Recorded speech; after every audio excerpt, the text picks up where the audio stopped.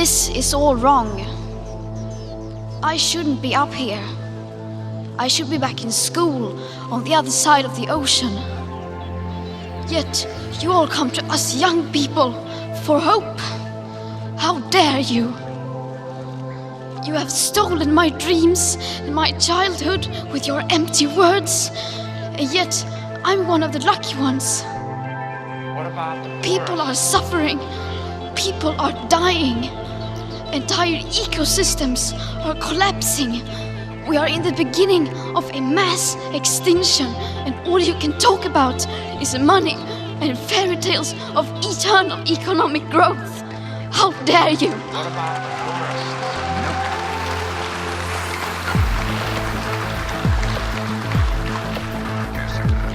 For more than 30 years, the science has been crystal clear.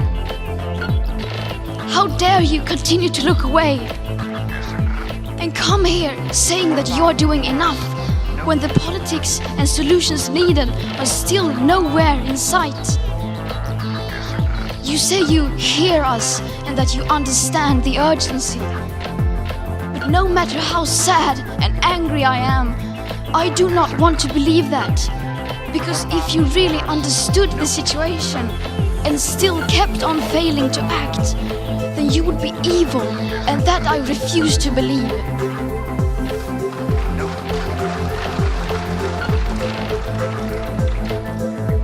The popular idea of cutting our emissions in half in 10 years only gives us a 50% chance of staying below 1.5 degrees and the risk of setting off irreversible chain reactions beyond human control.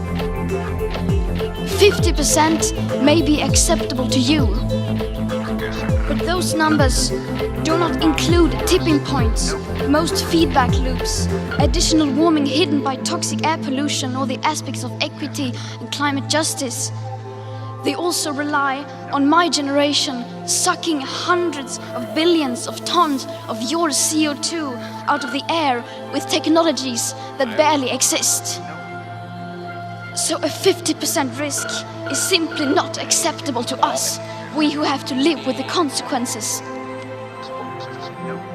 To have a 67% chance of staying below a 1.5 degrees of global temperature rise, the best odds given by the IPCC, the world had 420 gigatons of CO2 left to emit back on January 1st, 2018. Today that figure is already down to less than 350 gigatons.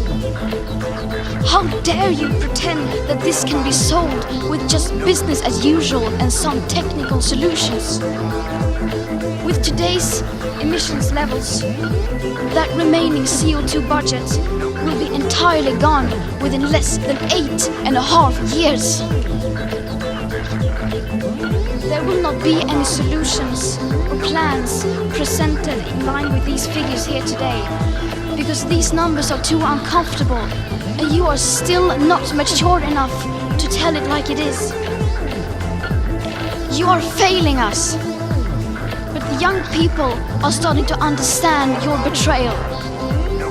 The eyes of all future generations are upon you. And if you choose to fail us, I say we will never forgive you.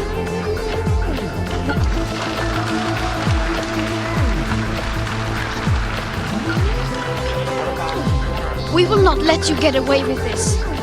Right here, right now, is where we draw the line. The world is waking up. And change is coming whether you like it or not. Thank you.